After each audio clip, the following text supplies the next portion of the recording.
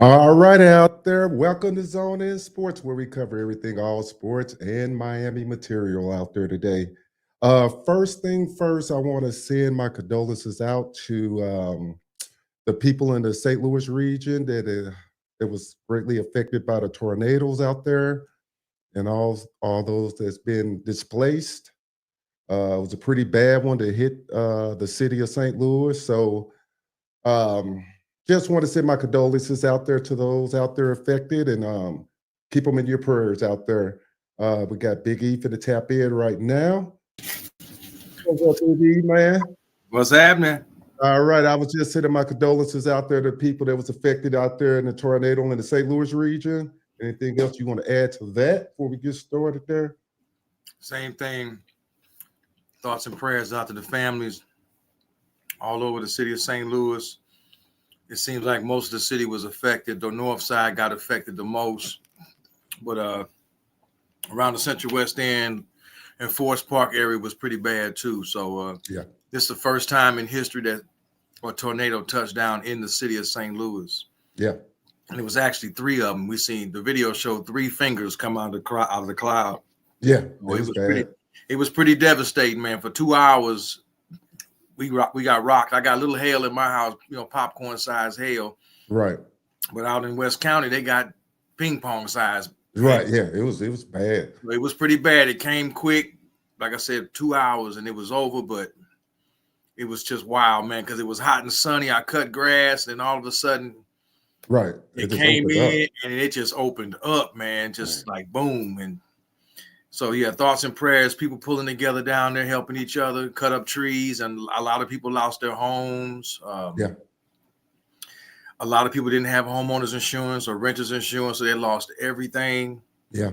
And it was pretty bad. My daughter's grandfather lost his truck. A roof blew off and fell on top of his pickup. So it was just pretty ugly, man, for a lot. Yeah, and if you guys out there see any pictures of it, like I said, keep those people in your prayers and stuff. This time we weren't affected in where we stay at. So, but yeah, just keep them in your prayers.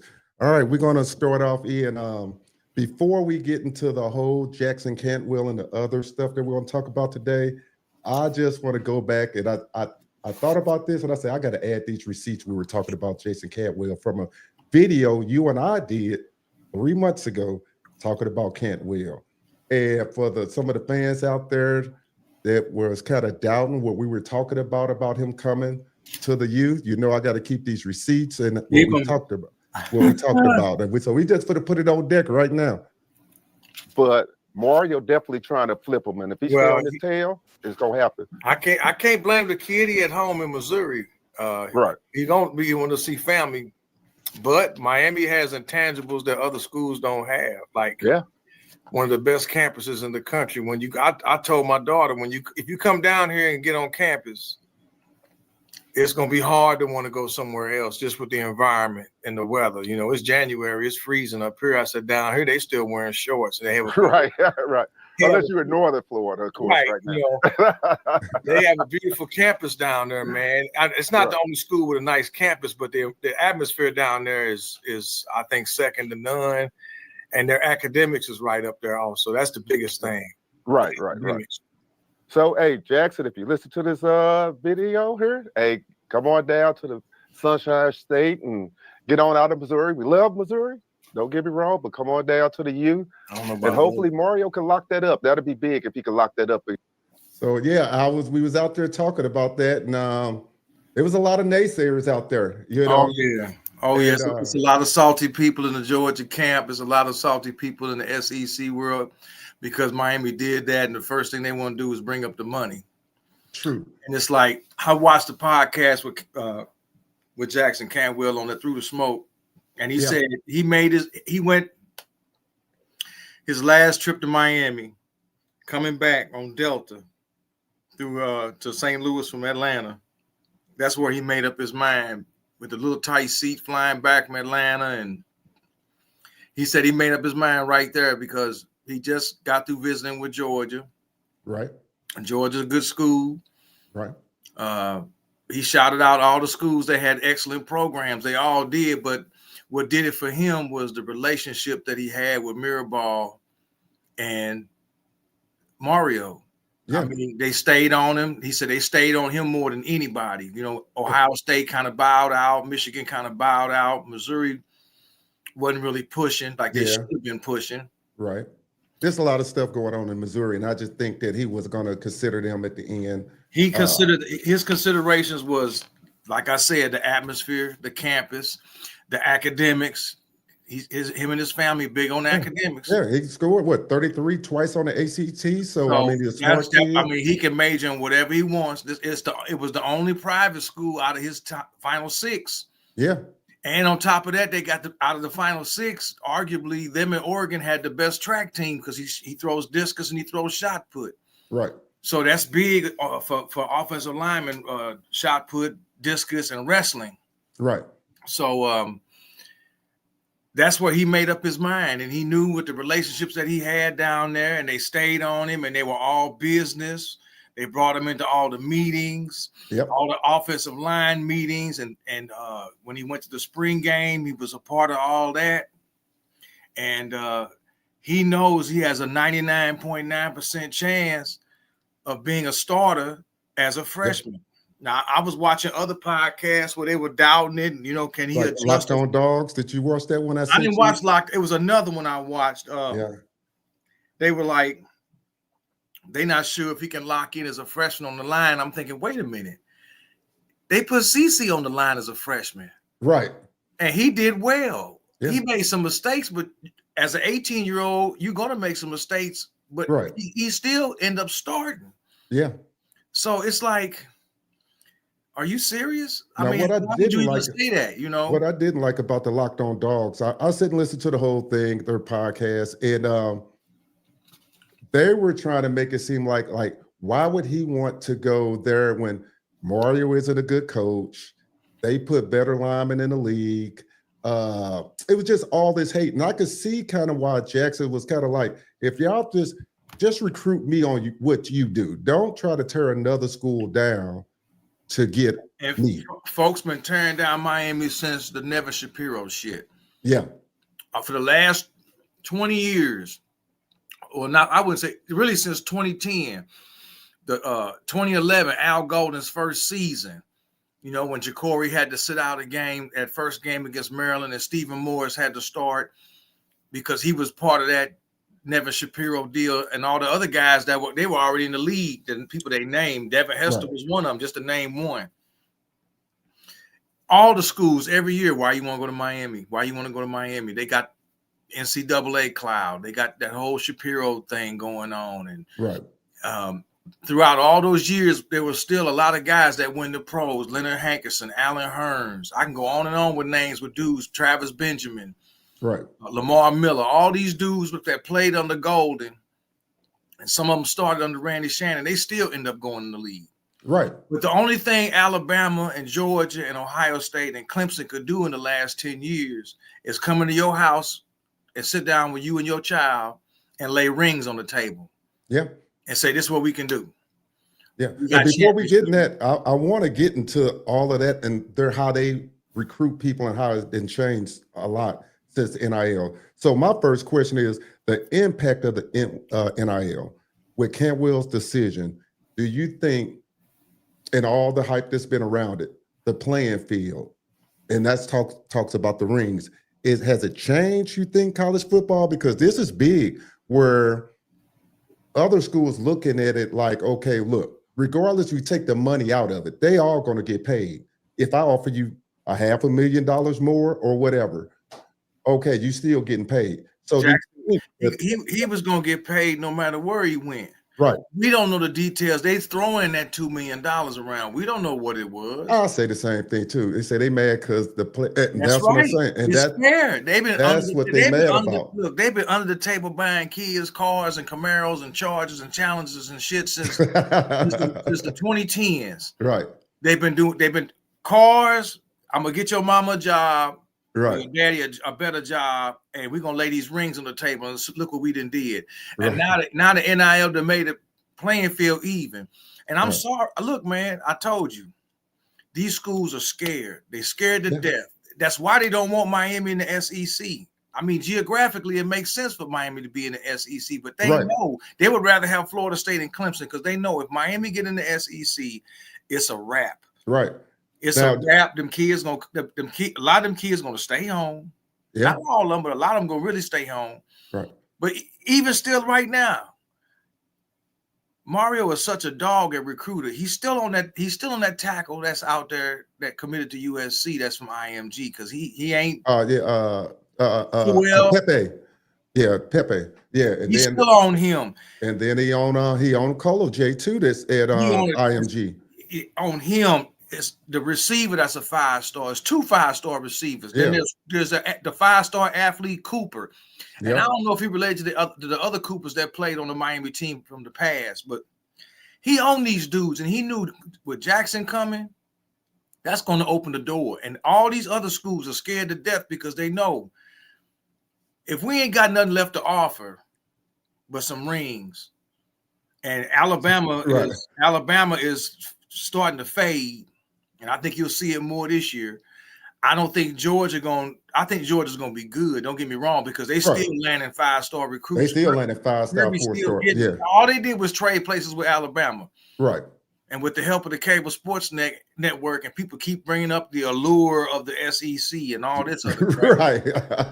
And but for me, the X factor for this season really coming up is going to be the defense and Carson Beck. I think Carson Beck got a chip on his shoulder. He got a lot to prove. Right. They say he's been throwing that ball with velocity and good form, and he looks good. Because Kirby didn't want him to leave.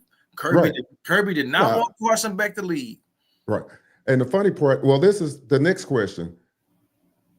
Do you think that now, since they seeing these packages that these freshmen getting, and I listened to a whole podcast of not paying the guy this much money, the recruiting war, it just changed a different type of recruiting war. See, the recruiting wars were done in behind in backroom deals. Now it's out in the open. It's out in the open now. The whole landscape has changed, and the NIL gonna even itself out because some of these kids, like that Pena kid from Syracuse, wanted. I bet you Penn State didn't give him $2 million. No. I know Penn State didn't give him $2 million. No. But he a good fit for them. Maybe he can help James Franklin out in their passing game.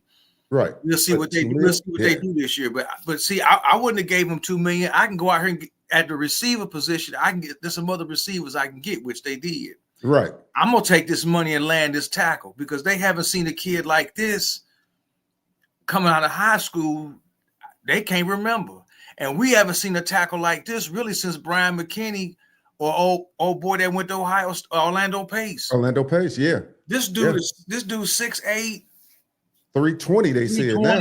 Yeah. And I said, you know they're gonna give him the nutrition and put him in the weight room, so you know he's gonna be up to about 330, 335, cut up, ripped. They say his hand and feet technique is second to none. Right. And when people gonna say, well, he played in Nixon, Missouri.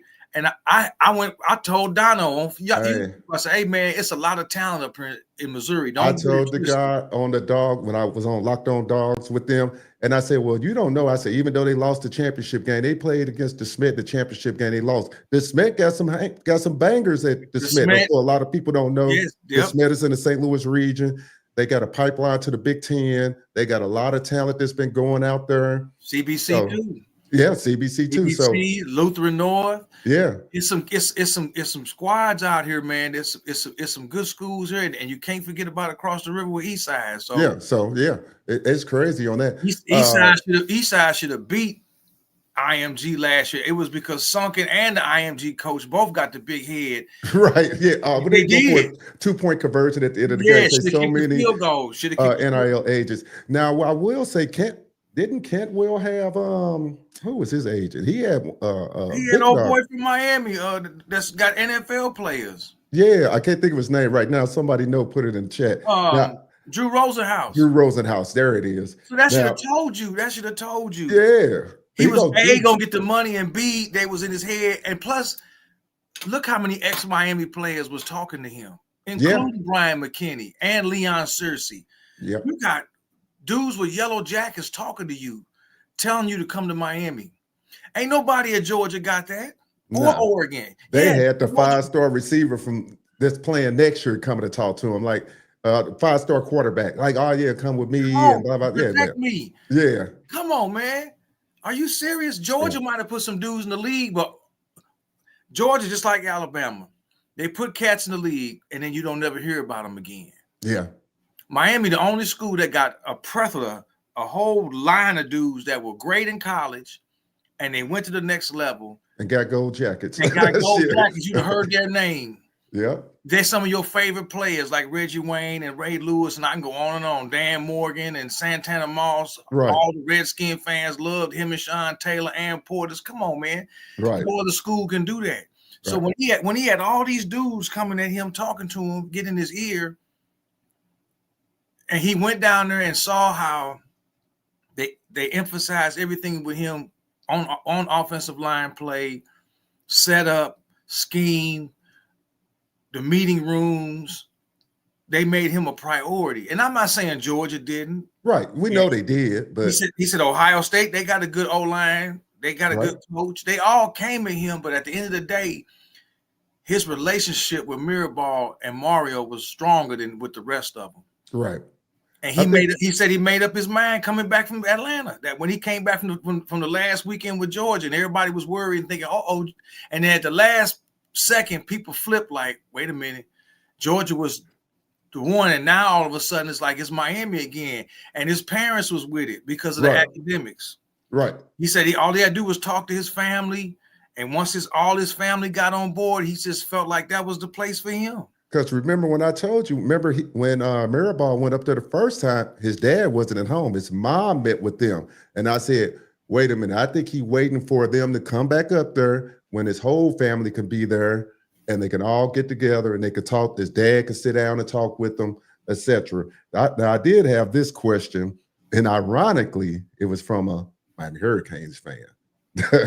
And they always kind of put a little slight into it. So it was like that must be that 20%. Yeah, that's the 20%, maybe the 15% of y'all. But it said, why didn't Miami offer Jeremiah Smith over $2 million last year to lock him up like Cantwell? So I stepped back and I thought, I said, well, the same reason. He already had a strong relationship. He had a strong relationship with their wide receiver coach.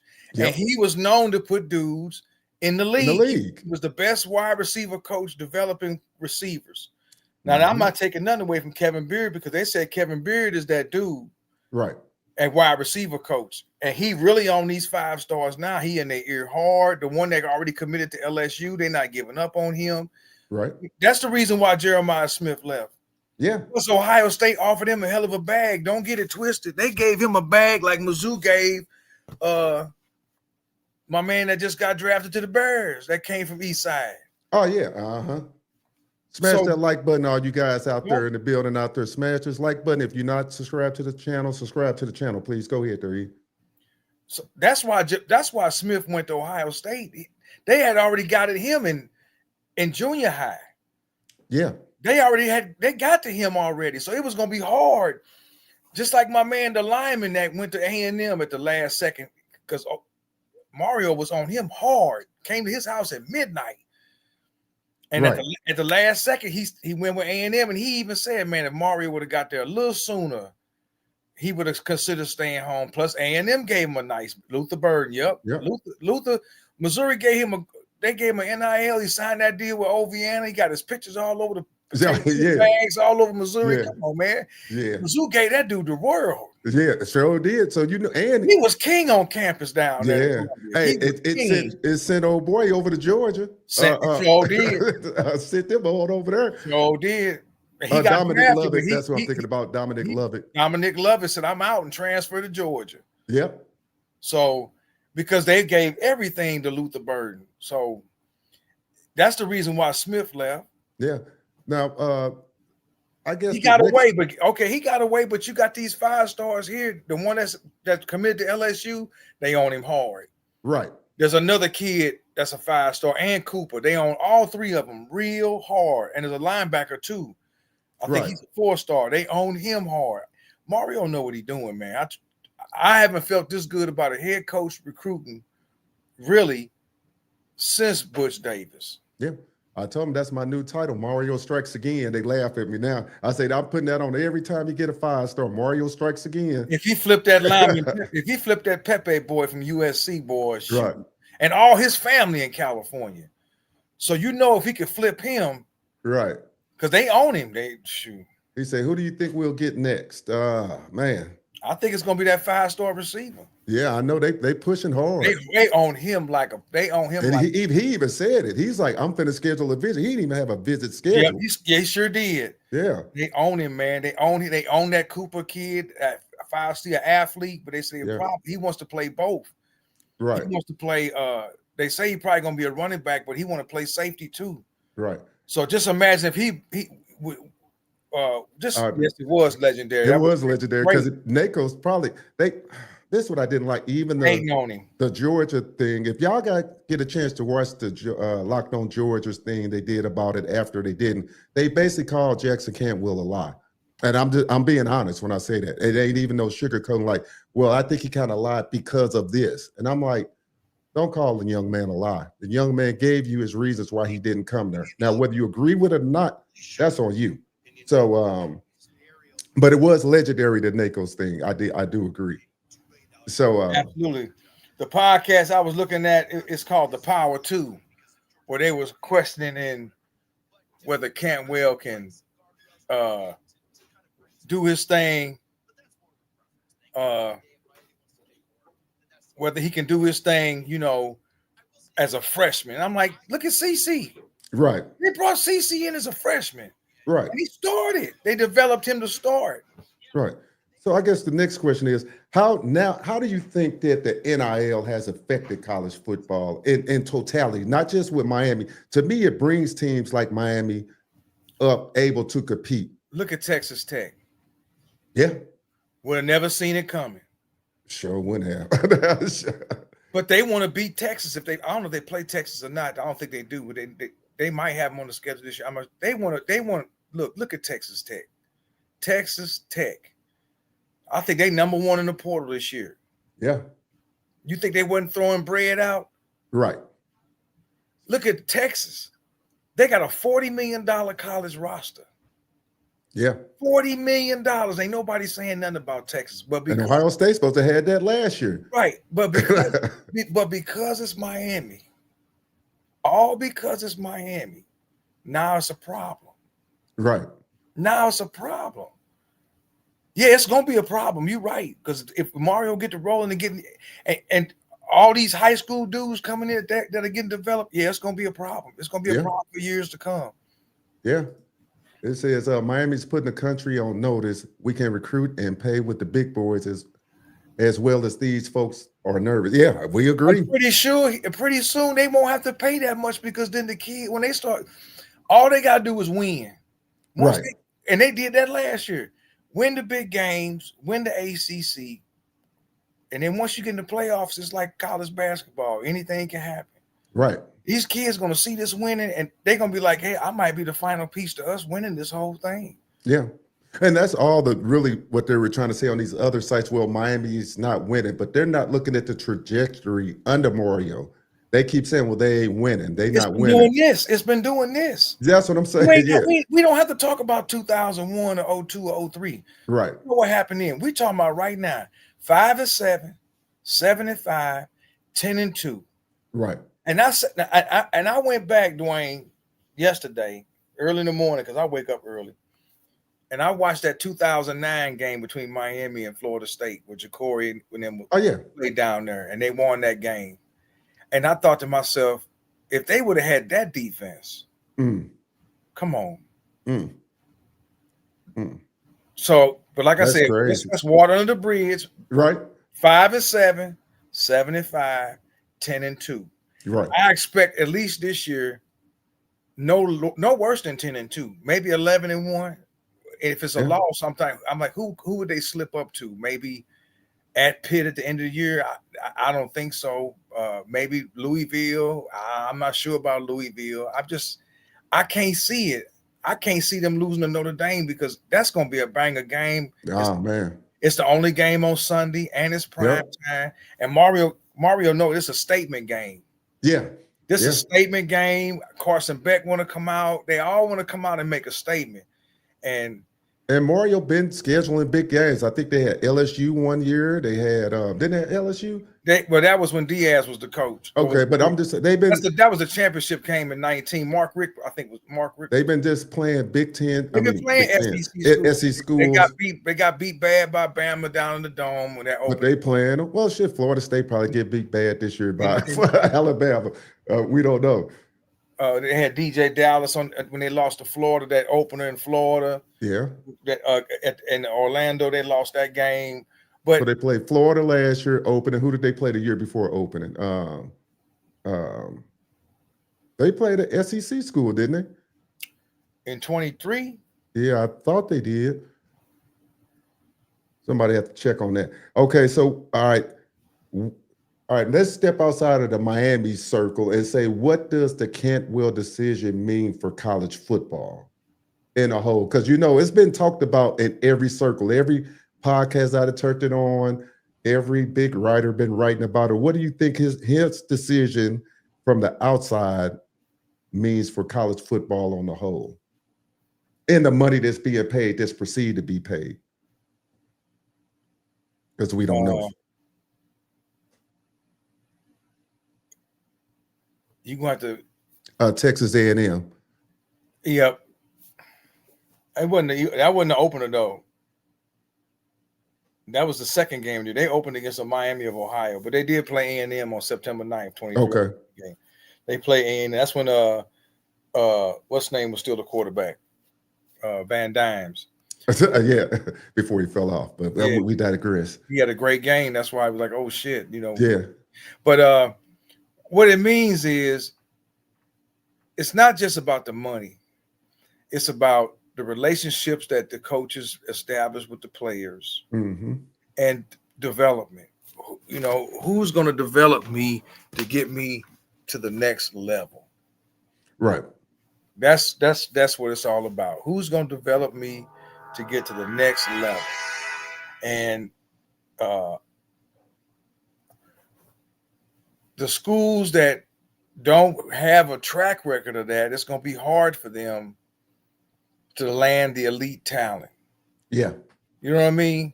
Unless they from that state and they want to stay home.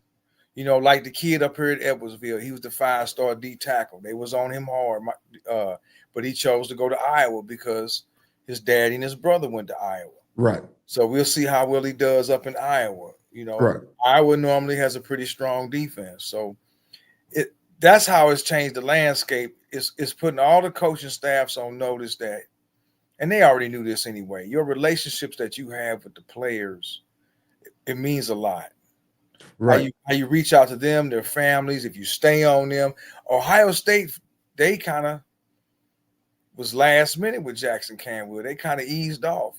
We didn't really hear much about Missouri at all. It's like, well, yeah, didn't hear much. Well, and that was when I was talking to one of the other guys, the disingenuous part, because they were the Georgia fans, or they were being told that their relationship with Jackson was way stronger than Miami's relationship, talking about the coaching staff.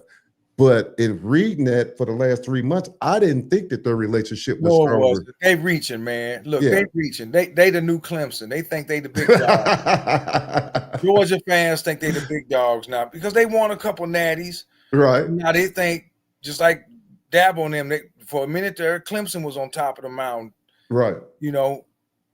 As soon as somebody knock off Bama, now and rightfully so, for a minute, you got the big head, Right. Clemson beat them a couple times for the natty. And then Georgia finally got them a couple times in the SEC title game and got them, I think they lost to them in the natty, Right. So right. You have to understand the television market, the TV, how they promote things. Look how they promoted that game last year between them two. And Bama jumped all over them, and then Carson Beck brought them all the way back. And Georgia very easily could have won that game. Right. If the receiver wouldn't have conceded. So right. It says Cam was a beast, but Carson will do numbers with the time. He will get records. Yeah, I'm not expecting. That's a good assessment, Mr. Brown, but I'm not expecting Carson to be Cam. They're two different quarterbacks, two different styles. I watched a video of all of Carson Beck's games last year with Georgia. Even when he had the bad game, was it against Florida, I think, Florida or Tennessee. The biggest thing I took out of that was when he had time, he was effective. And receivers that can catch the ball. Exactly. Right. That's what I took away from it. When he didn't have time, he had to run for his life, and his receivers dropped a lot of balls. Yeah. He put the balls where they were supposed to be. So they keep bringing up different things. Well, how's it? What's his timing going to be like with his receivers? And come on, you go outside and play flag out in the field with the fellas. It ain't going to take long for somebody to get linked up with you. And okay, this is football. Don't make it into a rocket engineering or nothing. You think they ain't gonna be having their own players on players all summer long working on drills? Man, they outside the dorm playing catch. Outside right now, right? In the indoor right now, doing stuff. So I mean, they need to stop with all that. You know, Carson's injury, and they searching for something to talk about. Right. It says Carson, a different style quarterback. The thing I like, he can fit the ball in tight windows. Plus, his running game sucked last year. Yeah, it did. Yeah. I think people will be pleasantly surprised with the Miami run game this season. Yeah. Because if it ain't just CC over there, that guard next to him is even bigger than him. Yeah. And they say he trimmed his body fat down, and this O-line, they talking about this O-line might be the best O-line in the country. And they even saying that. Like national level, they saying that. National level. And the last time Miami had the best offensive line in the country was 2001. Right. When they won it all. So I'm looking for, and back then it was really just Portis, because Najee was hurt and McGahee was playing fullback and Portis was carrying the load. It ain't like today. When you was the starter pretty much every day, all game long. Later in the game, you know, Jared Payton got some click. Right. Well, Frank Gore got some click, and you saw what Gore could do, and it was like, oh my God, we finna go to him. Look, now they got a three-headed monster. Right. With Fletcher, Lyle, and the kid that came from North Dakota State. We got a three-headed banger, and they're looking to get another one. Right. So my question, that we stay on that, and if somebody posed this to me, would you rather have a true number one receiver, or you think they can get it done by committee? By committee, yes. Now, my thought when it was asked to me, I said, well, even though we don't have a true number one, that will work itself out. You know, we knew as Restrepo was, but it works itself out over time when you plan. So what do you think on that? Restrepo really, he wasn't really the one. George was. Yeah, I guess by catches and yeah. You know. Here's the thing, man. The last two times we had really good number ones, they bounced on us. 2 years ago, boy bounced to Georgia, and he the one that cost Georgia the game against Alabama because he. Yeah. And then my man number 2 last year, he left to go to Alabama, and I'm like, what's going on? Why these schools coming in swooping? They dropping some bags on our you know, because he was supposed to be the number one. He would have been. Yeah. I forgot the old boy name. And then he bounced to Alabama. And I'm like, why would he go to Bama? I mean, but hey, it's a free country. You know, they probably threw a bag at him too, but sure they didn't report it. They probably got in his ear and said, you know, hey man, Cam gone. Who's gonna throw the ball? Right. Because he made this move, I think, before Beck decided to come to Miami. Like right after this bowl game and shit. Yeah. Bama was on him. Yeah. And I'm like, well, old boy left.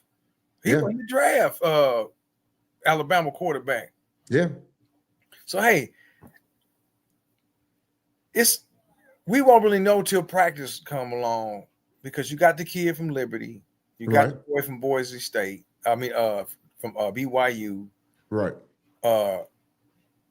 You got the kids that are still there. Yeah. I think your number one gonna be JoJo for real. He showed out in the bowl game. Yeah. He got And they the say height. been showing out in practice too. So He got the height. He got the speed. He got the move. So I'm not even worried about the wide receiver. That's like I said. That's more talking points for that cable sports network. Who we gonna throw the ball to? right, right. Says I agree. This all line got a monster, even though it's Yes. yeah. Yeah. I never forget when they built that indoor facility and everybody was talking to Mark Richt and they was asking Mark Richt, about the team and what was needed. And he even said then, we got good players, but we need depth. We're not there yet because we don't have the depth. And he knew how the game was changing, how it was evolving. You got to have a backup, and a backup to him. You need some studs that can come in. You need linemen that can play guard, center, and tackle. And they're good. They're real good, not just good, but really good at all three positions. Right. And you can plug and play. Yeah. And that's great. It's a Georgia receivers. Yeah, we know they lead the country. Yes, and that's why they got mad at me, the Georgia fans, when I said that none of their receivers should have went before the 5th round. And they was all salty with me. Let them be salty. I was I swear to God. Right. Them and Ohio State fans, why y'all so salty? Y'all winning, y'all won some Madden. You getting some of the best players and y'all ain't happy. Still ain't happy. It was Horton that went to Horton went to Bama, and I forgot old boy name that went to Georgia 2 years ago. He left. Tall, pretty good. But I think he got in trouble. He had some domestic problems when he got down to Athens. See, he should have kept his ass in South Florida. got over there. Yeah. Hey, it is what it is. Yeah, that's where he went. So, I say Kobe Young. Kobe Young. Yep. Yeah. Kobe Young was nice. Lord. Yeah. Oh, man. Yes. He put up nice numbers, and the next thing you know, I'm out. Yes. And you thought Georgia was going to be all that. It's they're trying to poach him. They've been poaching them. They've been poaching and paying them for 15 years. Yeah, it's crazy. Shit, before that, I go back as so far as 2008, 2009. Right. They was coming down to Florida getting guys. And then when Mario left, after Al Golden hired Mario, he was gone within a couple months. He went hired on with Saban. Yep. Remember what I told you? Yeah. All he doing is padding his resume, getting it ready for later. Yep. That's what propelled him for the Oregon job. But when he was down there, he the one that got Cooper. Yeah. He the one that got some big old linemen from around the country. Yeah. A lot of that elite South Florida talent that went to Alabama, that was Mario recruiting. That was Mario. Yeah. I know. Saban, the boosters and them just secured the bag for him under the table. This was before NIL. Right. And everybody know they was doing that. Everybody knew them kids was getting paid. Their mamas and daddies was getting paid. We're going to buy your daddy a new pickup truck and get your mama a full-time job and so-and-so. Come on. You know the difference is when we already know that they paying. And we don't get mad. We know Bama, Georgia. Hell, even they try to put Dabo on this elite thing like he don't pay. He paid too. Trust me. Yeah. You know what I'm saying? So, they act like he a saint and he ain't doing this and he does stuff the right way. He paying too, just like everybody else. So you're not getting the talent if you ain't putting the money. Now might not be putting up as much money, but you putting up money. So it evens the playing field. This NIL, that's all it did. It evens the playing field. It's like, okay, if I'm from South Florida and I'm considering staying home, but here come Ohio State, here come Michigan, here come USC and Texas. They throwing this bread at me. Now I think the factor gonna be is the relationships. Yeah. I really think that's why Kevin Beard is developing a lot of relationships with a lot of those schools, those they call them Pop Warner. We call it up here JFL, Junior Football League.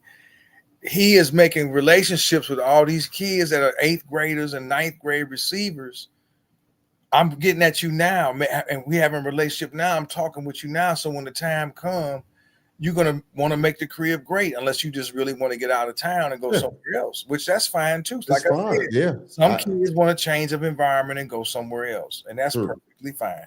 And we don't even fault you on it. Say Saban was buying these boys cars and giving them money because, we already knew that. Absolutely. I'm not saying Tuscaloosa is a boring town. I heard it's a great place. It's for but Yeah. it ain't Miami. Right. Like I said, all Saban can do is land at your high school in a helicopter or pull up at your house and open up a briefcase full of rings and another Louis bag full of money and say, hey, look, here it is. It's almost the argument I get with guys about why do everybody want to play on the West Coast in the pros? Hey, it's a difference between playing in LA and playing in Cleveland. No disrespect towards Cleveland. You know, it's no different why somebody want to play. Cleveland, but Cleveland is what Cleveland is. Who wants to go to Cleveland? Yeah, it's just a difference. With you 24, 20-something years old, would you rather be in South Beach, LA, New York City, or in the Midwest? And we love the Midwest. What's the baseball player name? What's the black dude? He left Atlanta to come to St. Louis, and he only played 1 year in St. Louis. Baseball? Yep. And then he left to go to Chicago and play with the Cubs. He came from a world-class city to here. Right. A whole lot slower. No nightlife, especially for a young man. No kind of nightlife, nothing. After 1 year, he goes to Chicago, another world-class city where there's stuff to do all the time. This was my argument with one of our classmates. He's like, oh, there's plenty to do in St. Louis. I'm like, what? Right. Not more than LA, not more than Miami, not more than Chicago, you know. Downtown got a nickname. It's D&D. Yeah, right. Dead and dangerous. You risk your life going down there sometime. The way shitty is here, man. So it's like, it's not right. If LA or Cleveland. So when it comes to college football, it's like Miami or Tuscaloosa, Miami or Athens, or Columbus, Ohio, or wherever Clemson is, or Happy Valley and Penn State. Yeah. I think a lot of that stuff, the TV ratings try to sell you on the traditional old mantra. And it's not 70s football no more. And it's not that. It's whenever they opened it up to the big markets, the cable TV, you're going to promote it. You want to be in the bigger cities, but I digress on that. I don't, Ronnie, he wanted more money. I don't know. And Mario said, no, who are we talking about there? Probably Pena, the receiver. Okay. From Syracuse. Okay. All right. It says some of these schools also come in and get players out of South Florida that we miss. Oh, miss on. I see a lot of them in the ACC. Yeah. Yeah. You got, like I said, when Miami was losing and with Al Golden, and I'm not gonna blame. I'm really not gonna blame it all on Al Golden. I don't think Al Golden was a bad head coach. I've been saying that. I look back at those teams. He had some really good teams on offense. What killed him was the defense. Right. He had Jed Fish for 1 year. I think he was the best offensive coordinator that we've had up until Shannon Dawson. But he only had him for 1 year. Mm-hmm. And I want to say Stephen Morris was the quarterback. Whipple was okay when he was with Randy Shannon. That 2009 season was his first year there. I really missed the quarterback playing under center. Watching Jacory play under center, I was like, I like it. I really missed quarterbacks playing under center. I know the game has evolved. Everybody, like I said, everybody run the shotgun. High schools too, they got the spread. But I really miss that under center where you can do some play action and really fool people. Right. You know, it's good to see you fellas missed the last 3 weeks. Hey, good to have you back there, Brandon. Mr. Brock, welcome. It says, have you guys heard anything about Ed Reed is back on the coaching staff? I heard that. I didn't know, was it a rumor or not? I ain't gonna say I read it in some form. What form did you read that in, Brandon? Because I'm not sure, but I did read it somewhere. I just thought it was just a rumor, though. Not sure on that one. I wouldn't mind seeing that. Yeah, I know I wouldn't. It says, while these other schools be crying about NIL, when we're not the richest school, they don't talk about Ohio State or Oregon. The hate is real for Miami. Yeah, you already know. Oregon got that bread out there. Texas got that bread. I mean, there's a lot of them got bread out there, way more than we got. So it's just, like I say, it's just a different type of hate. Now, a lot of people don't understand if they're not in the Miami's circles, but we see it. Miami is a private school, and their alumni base is nowhere the size of a Texas, a Alabama, a Georgia, a Texas A&M, a Baylor, a Penn State, a Michigan. These are all state schools, and these are all schools that have, very, very large alumni bases that are boosters, and many of them are either filthy rich or some of them might be borderline wealthy. Right. They can give back to their athletic program at their prospective alma maters. Right. So when you complain about Miami don't have that. They got one guy, Ruiz, that's a billionaire. I'm sure there's a few other people that donate back to the school that went to Miami, but they don't have the pockets like these other schools. And I'm not talking about the school. I'm talking about the people outside that went to the school. Right. Give back to the school. Right. I mean, look at Texas. Again, a $40 million right roster. You got a semi-pro team out here. Right. Because there are so many dudes that went to Texas that's got so much money that they can do that because of all that oil down there. Right. It's crazy. It's crazy. I mean, you can do it. I mean, hey. Okay, I think I did see it on Facebook too that you mentioned there, Brandon. Yeah, I think I did see that there. It said Lashley. Lashley. It says, I'm from Miami and Tallahassee. Kara, hate Miami dudes because they say, I hear you out there. Oh, man. It says, we still top 10 in the NIL. Yeah. And it says, I'm from Miami. Cats from Tallahassee say we are very arrogant and we don't be on our shit. Hey, they can say what they want to say. They was arrogant when they was undefeated 2 years ago. Man, they was talking more. Man, come on, man. I had to hear this shit all day long. You know what, Dwayne? I ain't really heard much out of them. And I know it's because of that tragedy that happened on the campus. Right. Normally they would have been chirping. They would have been the main ones crying about Cantwell more than Georgia. Oh, man. For some reason this year, everything been on quiet. And I think it's because of what happened on their school campus, which is very unfortunate. Don't want to make light of that. Right. Of course. But I think that's why a lot of the stuff that they normally been doing, because like I said, from January 1st to December 31st, these Tallatrashy fans don't let up on Miami. Right. They can't even focus on their own shit. Oh, they did say something. I don't know if you heard it. A couple people might have said something. Castellanos, the quarterback that transferred over from Boston College, he had the audacity to say, I don't know if anybody else heard this out there, they should have been a primetime game against Alabama over, I'll say it, with Alabama over, I think who got the primetime Saturday? Somebody remind me. I got to look at it. Hold on. I think it's, I'm double check while we're talking. But that's what he said. And I was like, come on, man. Yeah, I got two quarterbacks that's, I just don't even know why he said that. But all right, I'm finna find it for you. Who the primetime matchup for that game? He coming back. From what I'm seeing, Ed Reed is coming back as a senior defensive advisor. So, okay, so that is on there. Yep.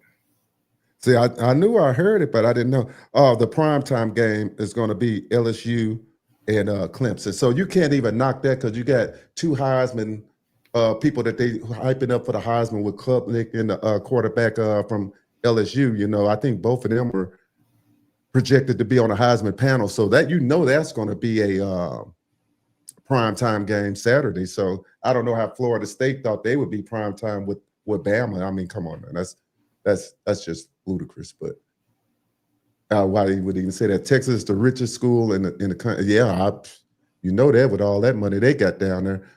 Shoot, it says, them A&M is right there. Yeah, it says while I was minding my own business, my neighbor was talking crap about us paying the number one lineman. Well, they gonna talk. Ask your neighbor where is his source at? Yeah, right. What's the source? you heard the 2 million. Who put that out there? We don't. They not going to say. We don't know. We know something. They trying to say Carson Beck got $4 million, and they laughing. Carson Beck didn't get $4 million. Right. Yeah. They just mad because Carson Beck chose Miami. Georgia mad. You know what? Fuck it. I hope we play them in the playoff for a national title game for real. Right. That'd be the trifecta right there. We got your quarterback. We got the lineman you thought you were supposed to get, and we just beat you to win something. Right, to win something. Yeah, hey, that's nuts. It's crazy that people are acting like Miami should have gotten or shouldn't have gotten Cantwell. They dropped him to 10. Yeah. Now I did read to Rivals' credit. They said they dropped him before.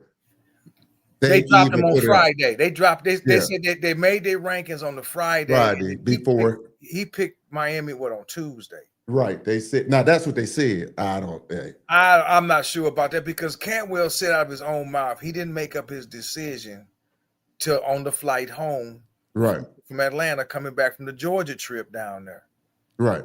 Him and his parents went to Georgia, and that's when everybody got nervous, like, he looks like he might pick Georgia.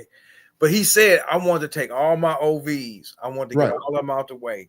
Because he said by March, he had kind of grown tired of it. But he said he wanted to make an informed decision. Mm-hmm. This is on that Through the Smoke podcast. He was on there. And he wanted to make an informed decision. He wanted to take all his official visits, get all the information. Kid is smart. Yeah. Why not enjoy this experience? This is an experience of a lifetime. You a senior or you soon to be a senior and all these people offering you and you get to take all these trips and they paying for it. Come on, mom and dad. Come on. They paying for it. Let's go. Man, let's go on and go.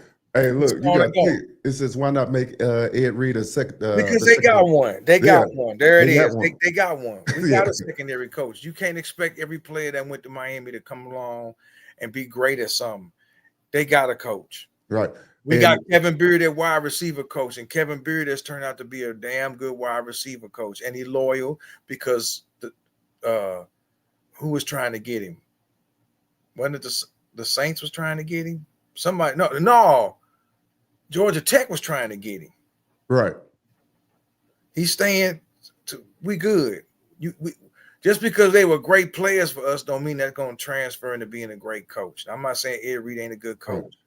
Lord, I read that just on like my man said on Facebook. I didn't know the validity of it. Yeah, but Google it. Google is Ed Reed coming back in 2025. It'll take you to that.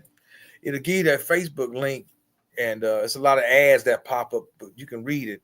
And it says he's coming back as a defensive back advisor. Yeah. And sometimes that's what Warren Sapp started off of at Colorado. He started off as like an advisor, I think. So it's just something like that. So don't sleep on Miami. Money as a small private school. They have big time boosters, alumni who have and know friends, businesses, corporations. No doubt. No, we know. Mr. Frazier, you are 1,000% correct. All I'm saying is the other schools have more. Yeah, right. Miami got people with money. It's just the other schools have a lot more people with money. Right. That's all I'm saying. And that's willing to give it in football. If Miami got 10 multimillionaires that are boosters, and it's probably more, but I just throw it out there. If we got 10, Texas got 50. A&M got 40.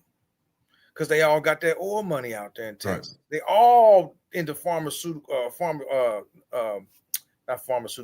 petroleum. Right. Shit. They all got that money. As soon as they graduated college, they was tapped in. They came from families that was already tapped in. They loved the Longhorns, whether it's basketball, football, baseball, whatever. They throwing the money back at the athletic department. Right. They got the money. I mean, you can just see the money. That's all I'm saying. They have an abundance of it. Right. You can see the money that they put into the high schools in Texas. I mean, if any of y'all seen any of those high schools in Texas, disgusting. I mean, they look better than college campuses. They look better than a lot of college schools. Yeah.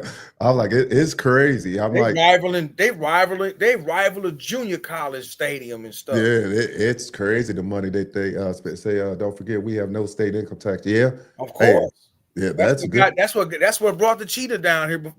That's why he didn't sign with the Jets, because they said, if you go to New York, New York got the second highest state taxes in the country behind California. Right. If you come down to Florida, you ain't gonna pay all that state Right. tax. Hey, look, it's an easy choice for me. I don't know about you. It said I heard Texas have something like a $70 billion surplus. I can wouldn't be believe. surprised if you add up all the people they got with money. Right. I would not be surprised with that. Right. Next, it says, why is Miami is Bell playing over Pancake Honcho? Bell was getting picked on last year. We don't know that for sure.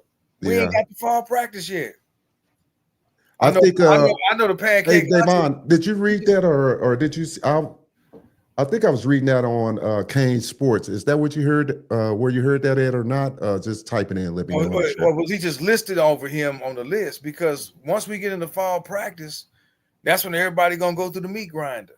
Yeah. Now, Pancake Honcho just graduated. I think he just got his degree. Yeah. So they just say 2 years, 2.5 years or something. He's a very intelligent, smart young man. So if he was upset, why didn't he transfer? True.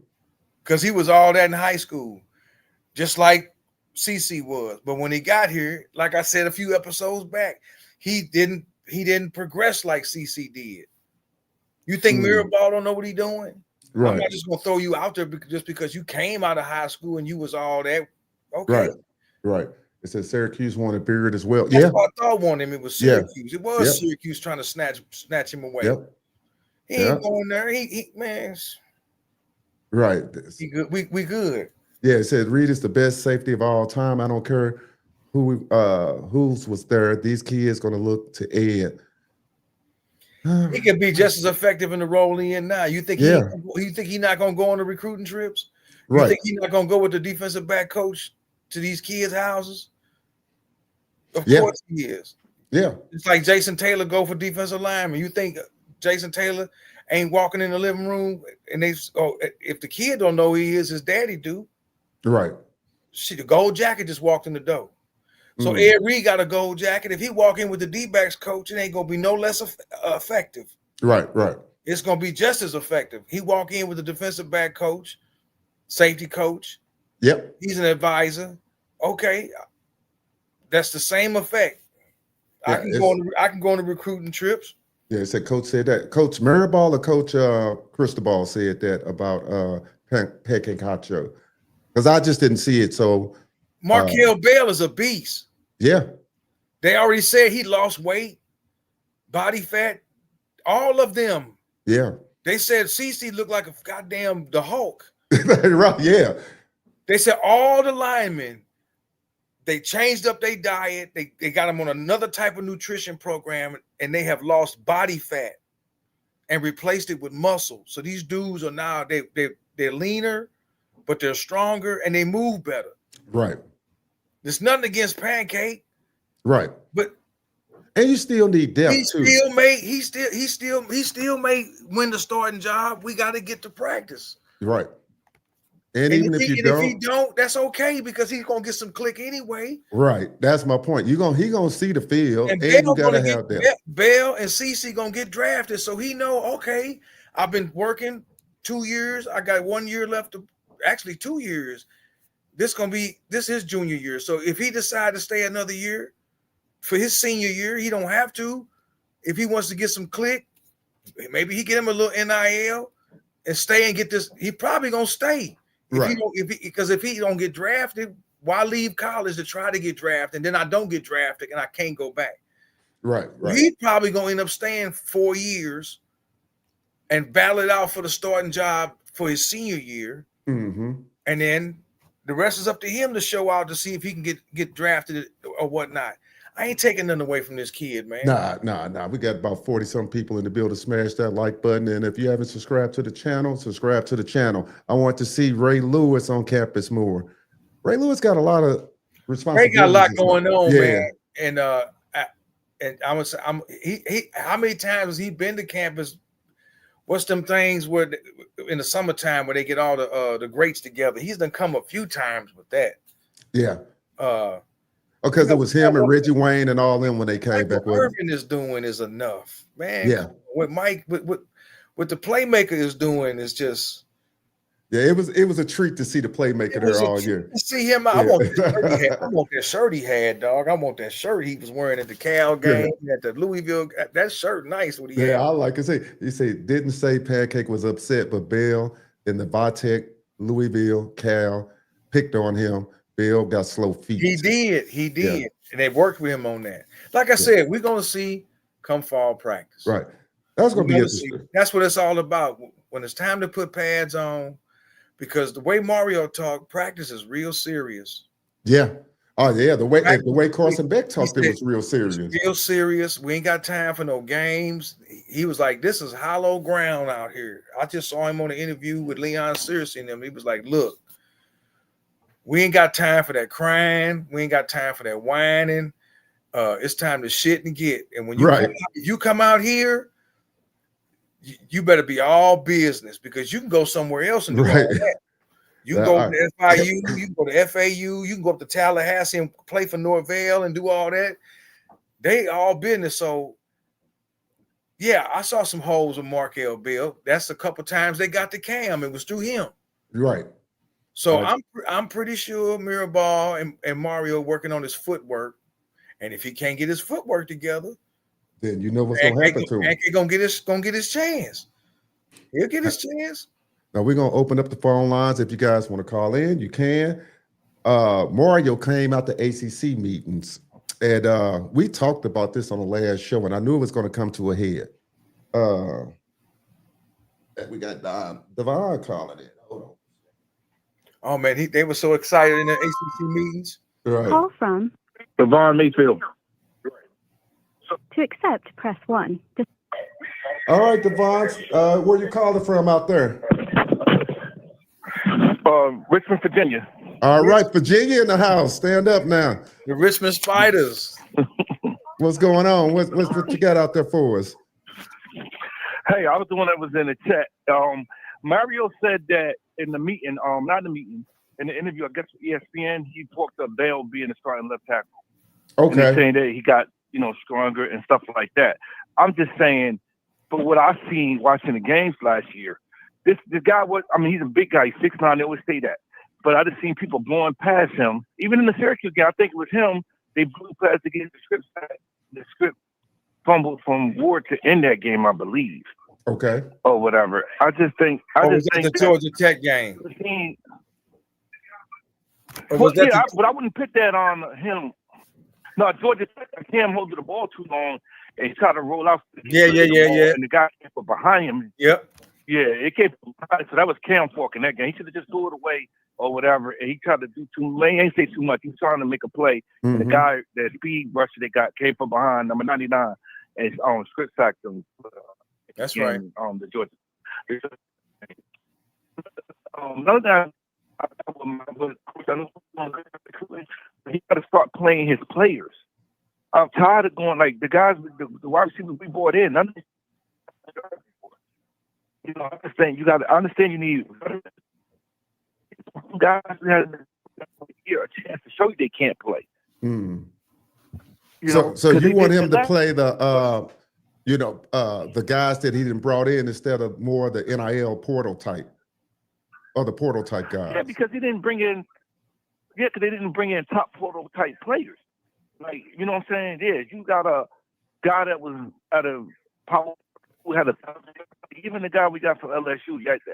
I hear people keep saying Daniel. Oh yeah, he's gonna be starting outside. That didn't do nothing for him. He started the whole season. Mm. And they threw the hell out the ball. I mean, it was down the game. They were trying to stat that quarterback stat. He was throwing that quarterback at the end of the season for LSU. He was throwing for a lot of yards. And he still ain't put up no numbers with them. Bringing them here. All right, you break it up a little bit on us over there. It might be the volume. It might be if he got our volume on. It's interfering with his phone. Boy, don't you miss landlines now? Right. You break it up on us, Donovan. But we appreciate your call. And I understand what he's saying about the LSU receiver. I understand what he's saying. I know what he's saying. Like, if he couldn't put up numbers with them, then how he's going to help us in the I see what he's saying. Maybe he got something to prove, and there's more competition in the room. I mean, didn't Nycar go in the transfer portal and then come back out? Yeah. He came back. I think that well, you got depth in the wide receiver room now. And then say CJ was playing with a bad foot all year. I did hear that too, that he was injured. So yeah, he was injured. Yeah, it was on the report. CJ Daniels was injured at LSU. So yeah, that affected his performance too, also. So I just think a lot of guys. Number one, Mario gave you depth, whether you like the receivers or not, or if they weren't the big time star receivers. The star receiver was Pena. Pena wasn't going. No, they wasn't going to pay that dude. Right. Why would I? He a slot guy. I got Malachi and I got Ray. Right. So if you're talking about sticking with your guys, I'm gonna stick with them before I give this Pena dude. He's good. Right. I ain't gonna pay him $2 million and risk losing one of these dudes to the portal. Right. Or 1 year for a guy that's gonna give me 6 months. Why would I lose Ray or Malachi next year? More likely Ray to the portal because I'm bringing this dude in and giving him $2 million just to give me 6 months. Right, yeah. On up to Happy Valley, man. I know they didn't give you $2 million. I know they didn't. Said he excited for the receiver from Cincy. Yeah, real deal. Yeah. You got him. You got the BYU receiver. You got the Liberty receiver. You got the LSU receiver. Right. And then all the guys we got, JoJo, Ray, Nycar. Right. That's 7 dudes, and it's a couple more. It's a couple of more, yeah. You got a whole room full of guys that's hungry. Look, Mario said he was excited about his receiving core. He know we got skilled competition, players. Yeah, Mr. Donovan. They might not be the top notch dudes we would have wanted, but out of them 7 to 8, one of them gonna be, and JoJo is definitely gonna be him because he showed you in the bowl game he was ready. He just had to sit behind Sam Brown and George and Restrepo, and he showed. Well, that goes back to the question I asked: would you rather have receiver by committee or a true number one? Because sometimes the true number ones can run off. You know, yeah. And you know what? That's who I'm worried about losing it after this year is JoJo because. Who says Alabama and Georgia won't come knocking like they did with Kobe Young and Horton? Horton. Yep. Somebody else gonna try to. I'm telling you, it's every year somebody try to come in and steal either a top recruit or whoever was good on the team. They want to leave Miami and come over here. Y'all can't get over the hump. Right. That's why this year is big for Miami. Yeah, I believe him on this. I believe Malachi goes. I do too. I do too. I think that boy gonna get out there as an 18-year-old and he gonna remind you of Santana Moss. Yeah, he got some Santana Moss / Jeff Thomas / Peter Ward type stuff. Right. And okay. Now, I was going to say this. Mario came out and he emphatically was against the SEC Big Ten automatic qualifier proposal. I don't like that either. That's all ESPN doing that shit. Yeah. If you go to a 16-game playoff, you're going to automatically give 8 games to 2 conferences automatically. And you don't even know how good they are coming into the season. They just automatically get 8. So that means the Big 12, the ACC, 2 apiece.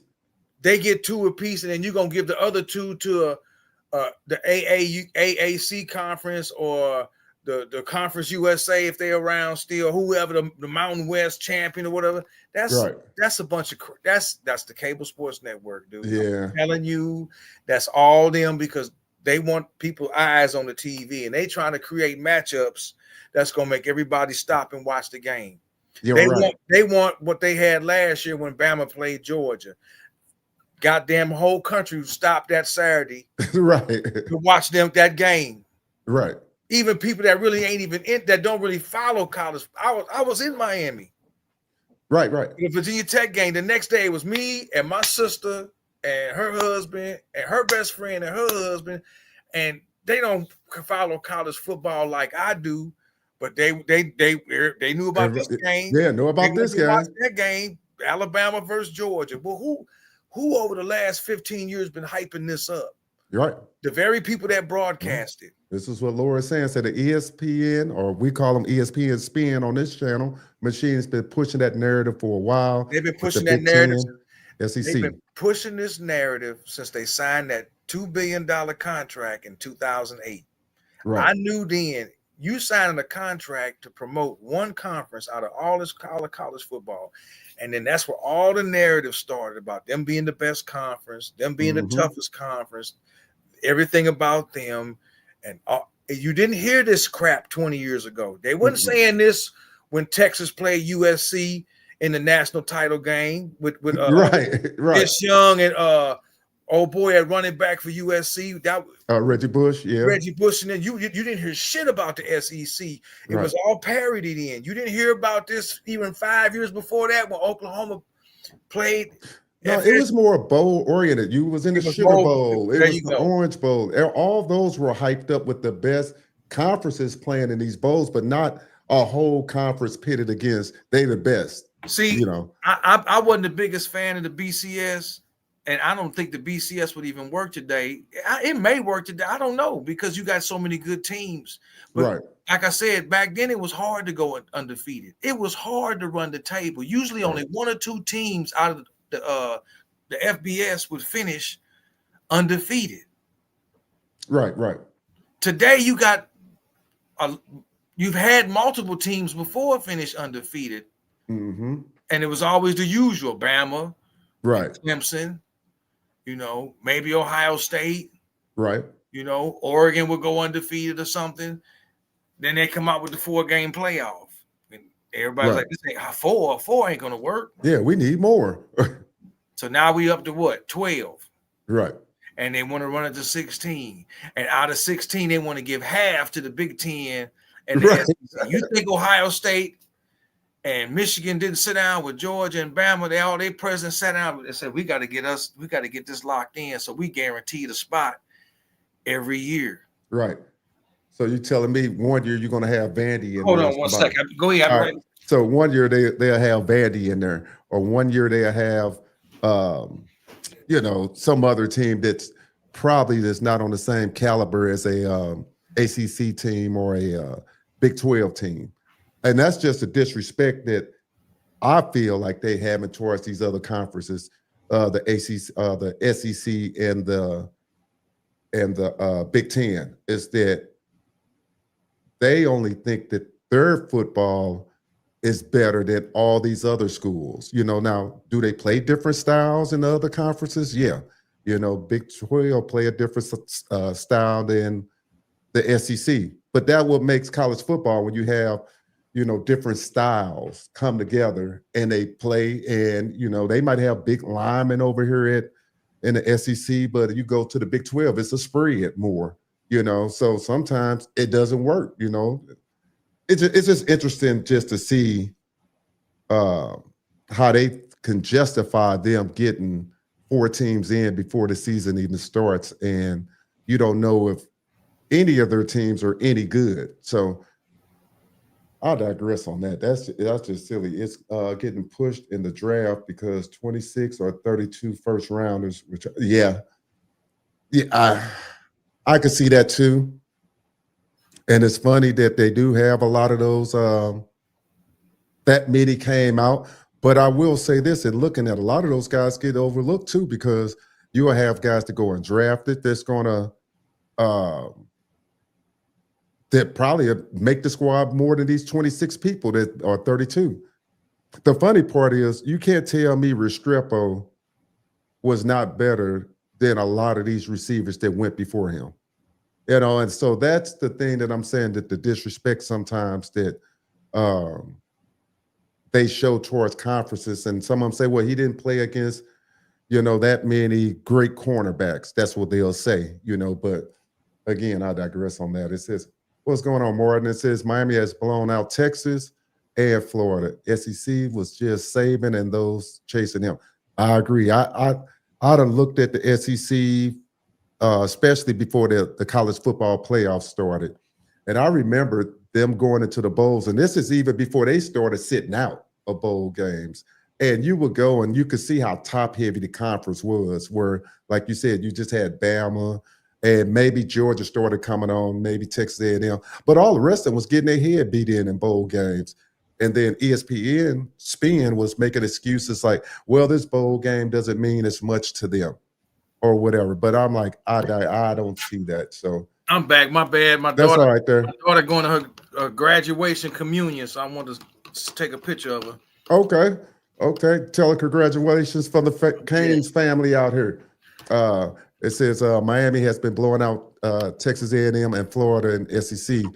Was just Saban and those chasing him. That's what. That reminds me of that picture I used to have on my phone. It was a dog. It was like a lab, and the lab said Alabama, and all the nipples was all the other SEC school puppies getting some milk. And that's what it was. That's exactly what it was. That's exactly what it was till Georgia. Remember when Kirby took over? When Kirby took over, he was getting his butt whooped by Bama. Bama, yeah. It took him a while. And then remember, they was talking about he might have been out of job. Remember, he was sitting up there, couldn't beat Bama. He couldn't beat Bama. His route running was one of the, if not the best in college football. Are we talking about when I said I don't see how Restrepo can't tell me he's not better than some of these receivers that went before him in the draft. Look, man, they trying to say, well, it was his 40 time. It wasn't his 40 time. It was the fact that this helps Mario. There was 5 or 6 guys that had to sign as free agents after the draft that should have been drafted. Right. Jacoby George should have been drafted. Yep. Restrepo should have been drafted. Sam Brown should have been drafted. There's no way you have the number 1 offense in college football. Say it again. And your quarterback is the number 1 pick, but none of his receivers got picked. Right. Well, who was he throwing it to? Right. And you can't use the conference because if that's the case, how did all Colorado people receivers get drafted and they playing in the Big 12? So you can't, come on now. We got somebody calling in. I think Cam should have won the Heisman, but they didn't want to give it to him because what would that have done for Miami? I'm the Heisman winner and the overall number 1 pick. You think all these other quarterbacks wouldn't look at that and say, hey, man, I want to go down. Press 1. To send a voice, press 2. His old girl calling back again. All right, state your name and where you calling from. Yeah, this is Brandon Brock from Fort Worth. What's up, Brandon? Oh, you down in Texas there. What's going on, my man? Baby. I like Fort Worth, Not man. too much, man. Good to be on with y'all, fellas, man. All right, we appreciate you. On that you rocking the U from the Midwest. Yes, sir. All day, bro. Yeah. Man, I don't know how long I got, but I got kind of a few things to say. Go right ahead. My thoughts on Miami, like to that's like kind of like talking about bringing back the alumni. And some guy was saying he wanted to see more like Mario is the one that really kind of brought back Lewis. He was trying to get Warren Sapp back too. I don't know inspired with all that, but like really that the stuff that happened with Ray Lewis way back on was still Miami wasn't really so welcoming of him. Mm-hmm. Bill came in, he the one that kind of active in bringing back those alumni guys. Not necessarily to the coaching staff, but just for a little motivational speech, whatever. Telling guys about the culture and all that kind of stuff there. Right. But I think that Miami's going to be fine, even if it's not under Mario. That we get back to change. This could be kind of like a thing, kind of like like it was with Schnellenberger. Schnellenberger did win a championship, but he basically just built the program back up to get to be competitive and stuff like that. Because from what I heard back in the 50s, they were going to shut the football program down because it was horrible. Yeah. So they hired, he kind of rescued them from, shutting down and, for another coach to come, Jimmy Johnson, then behind Jimmy Johnson, Erickson. And I guess if the sanctions wouldn't have happened, they would have been another coach behind Erickson. Right. But when the sanctions happened, they kind of just sunk us for that 2000s, the early 2000s. The people came in, and I was like that. The athletic director that we had, I'm not gonna say his name, but he stated that the football was gonna have to figure it out on its own because Miami was gonna be known for its academics and not for great sports programs. So I was like, that's you sabotaging the program.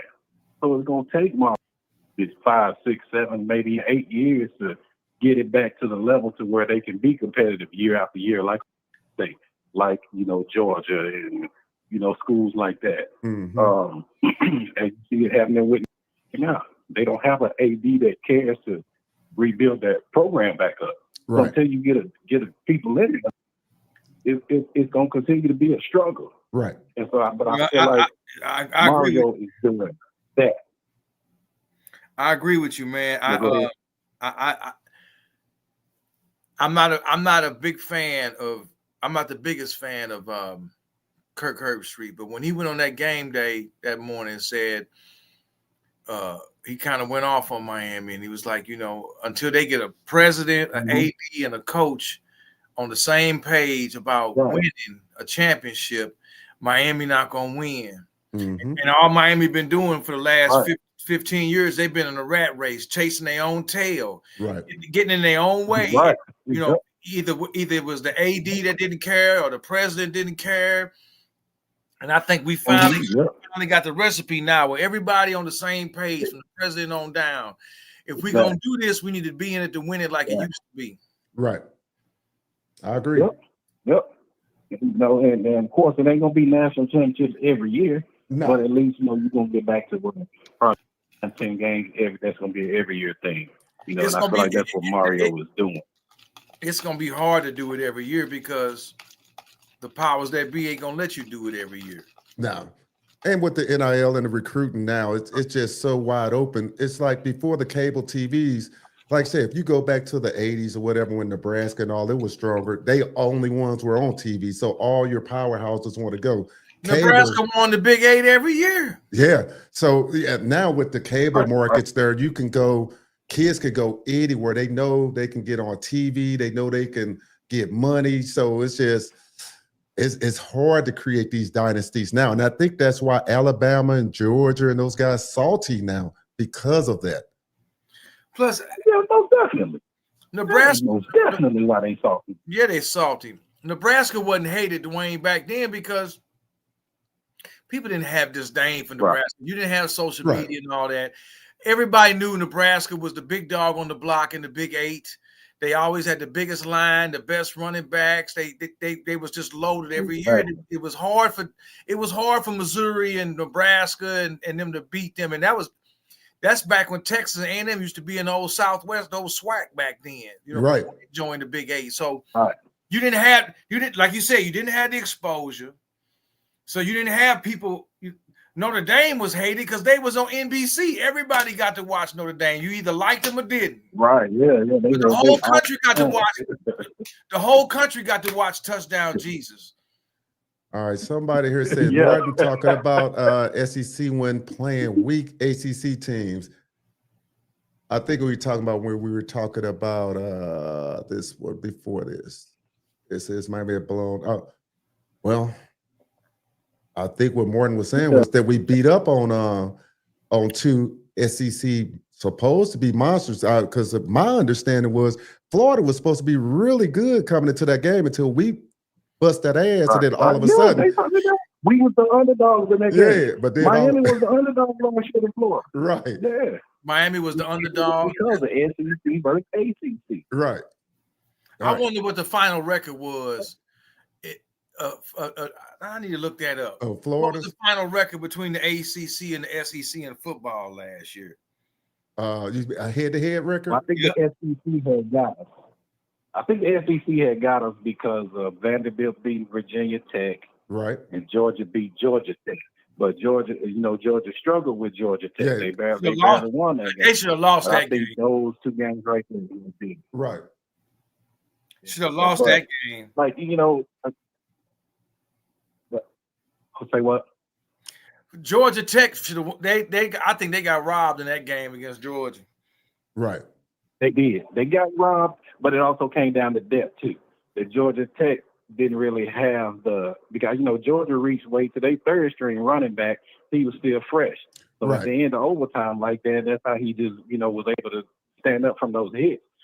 Georgia Tech had to pretty much kind of play their starters that whole game. Mm-hmm. And you getting into what was that, about 4 or 5 overtimes or something like that? They were just wore down. The defense was wore down.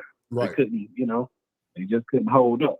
You know, and that's different. That's what Mario trying to do. That's what he looking at stuff like that.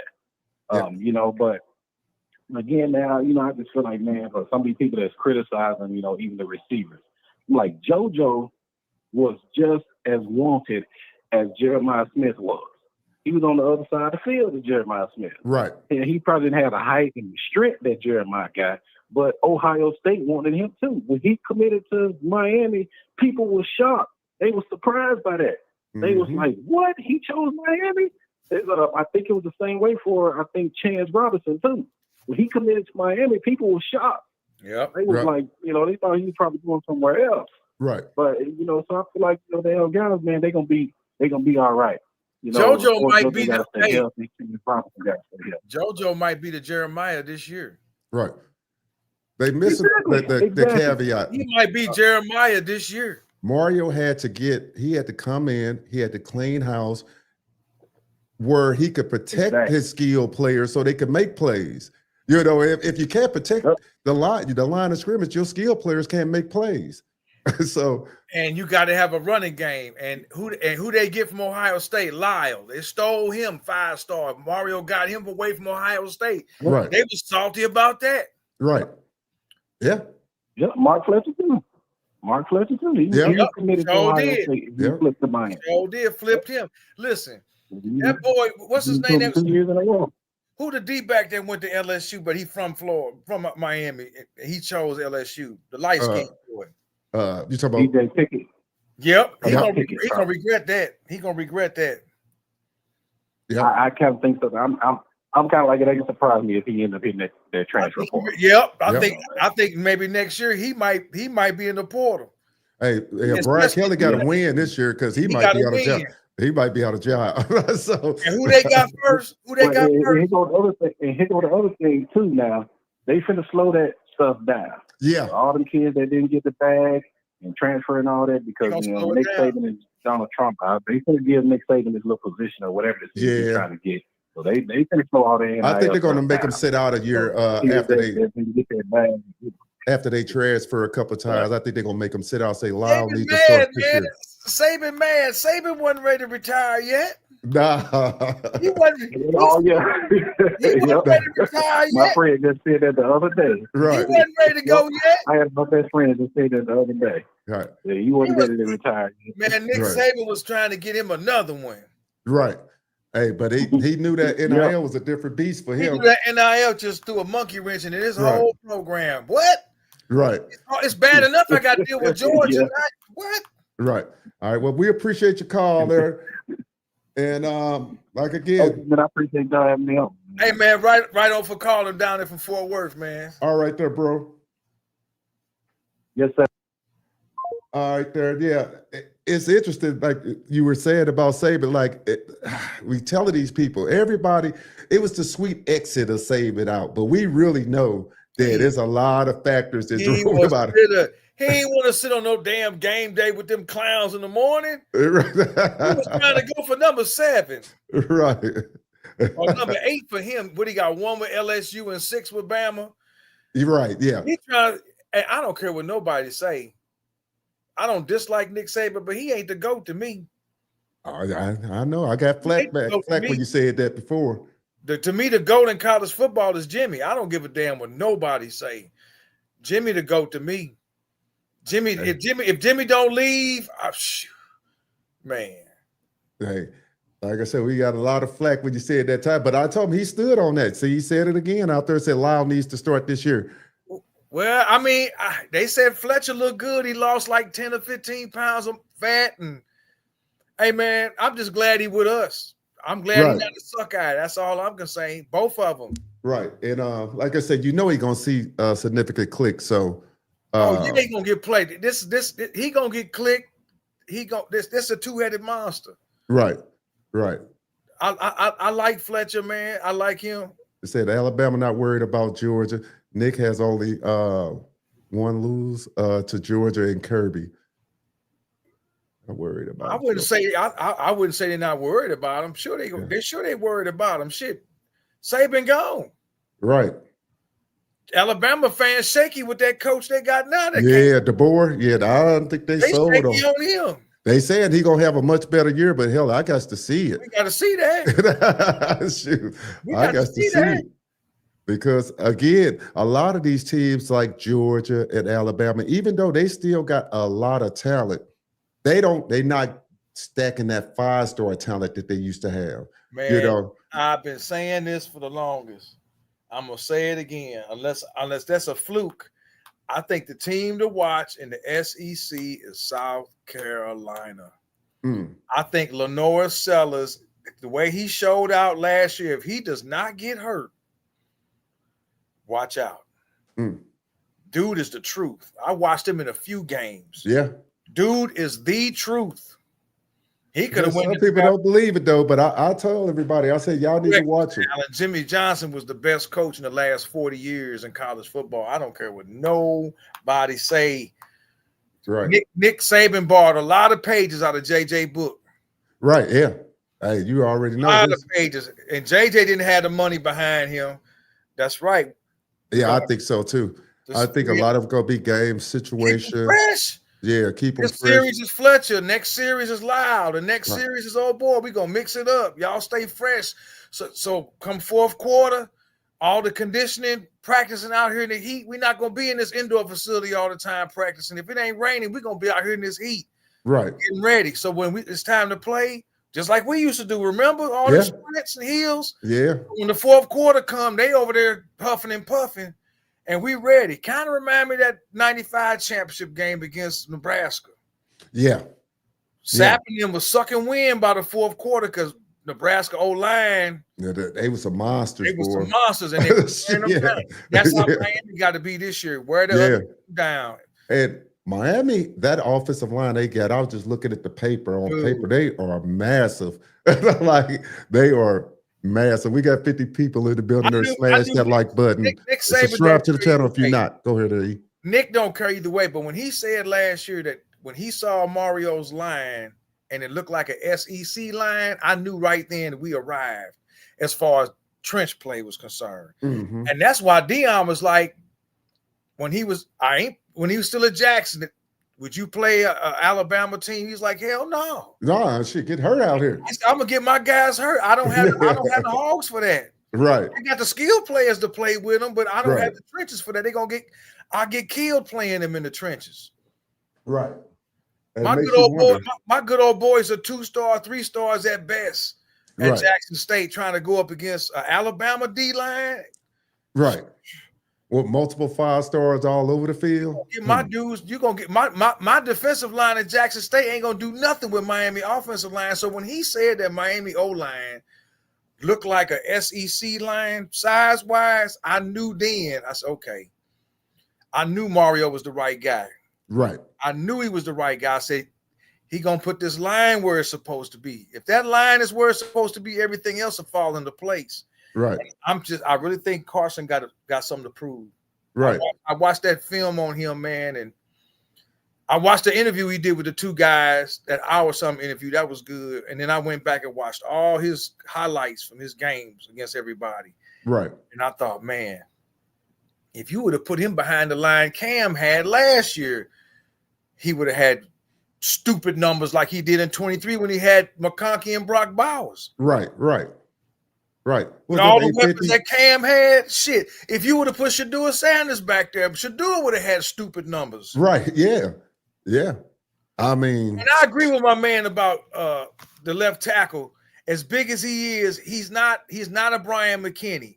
No. And I heard McKinney was working with him a little bit. You know, he's same because McKinney was 6'9", but McKinney had great hands and feet. Right. He last year apparently his footwork wasn't the best. He was getting beat off the ends. Right. And remember, McKinney looked slow coming out. A little slow. And McKinney had to deal with. McKinney slowed down Dwight Freeney. Nobody stopped Dwight Freeney. Right. So that's how special he was. So I've been hearing that they've been working with him with his footwork because he's such a big dude and with his hands and his wingspan. He should be able to handle what's on that end. Right. I mean, you ain't gonna always. I mean, Brian did always. He never gave up a sack. Dorsey didn't sack for 2 years straight. That man didn't get sacked, but it may get back to that. We just Right. have to wait and see. That's why I just say, you know what, I'm not gonna stress it, man, because fall practice, people. Fall practice. Fall That's practice when July 31st roll around, that's when it begins. Let's enjoy our summer. Memorial Day coming up. We ain't in no hurry. The faster we get to that shit, that means it's gonna be cold and snowing again. I ain't in no rush. I said I heard Brian McKinney. I worry about that down there. We got to deal with that shit up here. So no, I'm enjoying the summer. But when July 31st come, right, that's when it's gonna be on. And a week later, when they in full pads, it's on the cracking. Then it's gonna get to cracking. All right, what's up? 850. He said I heard Brian McKinney speak many times about players. The first thing he asked every time was, "Does he have good feet?" Yeah, There it is. Yeah. You got to have good feet to play on tackle. You can't be stumbling and bumbling. Right. It says Carson Beck, 4,000 yards. Watch this, will be a great year. 15-1 ACC champ and national champions. Bank on it. All right, we're gonna mark that for you, Roger. Mark that, Roger Allen. I want to know who the one losses to. Shit. Yeah, who you got the one loss to out there, Roger? I take that. Right. You do that. It says, but Bell did an outstanding job last year. Yeah. Just like the freshman at cornerback. Excuse me. We know he's gonna be nice. He got torched against Syracuse 1-on-1. Right. But you need that. Right. For experience. Yeah, it cost Miami a lot, but it wasn't the game wasn't on him. Right. It wasn't totally on him, but that's good game time experience for him at cornerback. I bet you he won't get beat like that again. Yeah, bet not. That's true. I bet he won't get beat like that again at cornerback coming into his sophomore year. Right. I like the wide receiver core and the secondary is very deep. Right. You're gonna have a lot of competition. The line is deep. The D line you would want it to be a little deeper, but I'm not even worried about the defensive line. Right.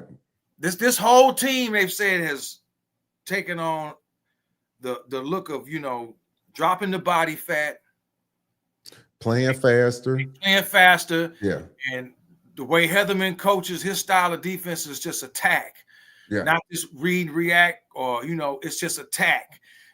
Less stunts, like I told you a couple episodes back. Right.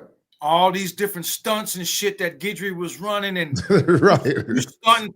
you stunting the defensive end away from the damn play that's coming that way, and you got no retain. All that's ceasing now. All that's gonna stop. I want 4 dogs up front. That's just gonna raise hell. He said OJ didn't get torched. They scored on him. I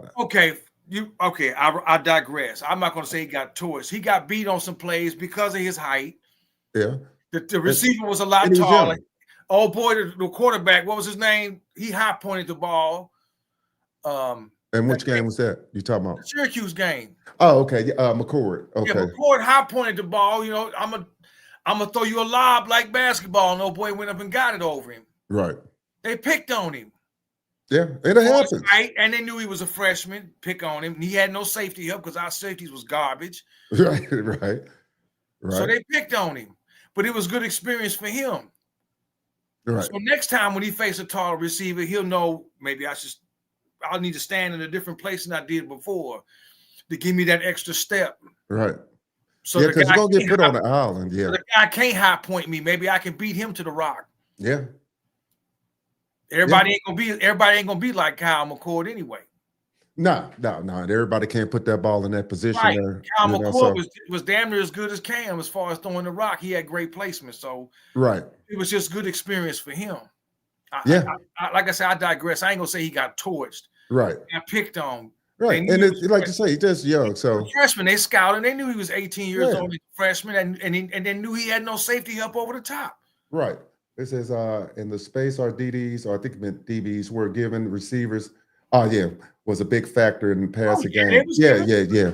I think they talked about that too, where they want to be more up in your face, maybe press man. Yeah, press. Things like that. I got 5 yards to slap you around before I can't touch you. So for 5 yards, I'm gonna make you work. I'm gonna throw you off the route. I'm gonna bump you. I'm gonna hit you. I'm gonna do something. Right. You gotta have the personnel to do that though, and that's what I think they do. They got some dudes now on defense at cornerback. They got some guys now. They got some guys out the portal. They didn't get no bums. No. Everybody need to understand that they didn't sign any bums that came from these other schools. These dudes are some. Yeah, they've been on the field. They got some They experience. got experience. They good. They good at what they do, man. These Right. ain't no. Nah, I'm not. I love the fact that we got depth in the cornerback room, depth in the wide receiver room, depth on the O line. Right. You know, it's looking up, man. Like I said, I'm cautiously optimistic about this year. I see no worse than 10-2, 11-1, maybe even a dub. Hey, all It's we can possible, do is hope. But I'm like, you know, they was trying to get Mario to talk about Notre Dame. He was like, he ain't fall for that. Right. No. Yeah. We ain't talking about nobody but us. And July 31st is all us. Right. And when we get 2 weeks out from the game, then we can kind of talk about them. But right now, our only competition is us. Right. And getting better each day. Us and getting better. There it is. Yep. We can't worry about Notre Dame and Florida and all them other schools, Florida State and all that. And I'm going to say it again. It's a tragedy what happened at Florida State, but they've been real quiet. Yeah. Because all the years, every year, if this would have been the time, they would have been chiming in hard on Jackson. They'd have been chiming in more than Georgia. Yeah. Yep. But I think because of what happened, everybody to pump their brakes and calm down. Like, you know what, we got others. They just chill. They quiet. Hey, and we'll take the quietness while we can. Normally they'd allow. All right, guys, we're going to go ahead and wrap this show up for today. Once again, we appreciate everybody out there. If you haven't subscribed to the channel, subscribe to the channel, smash that like button, hit that notification so you know when we're coming on again. Take us on out there, E.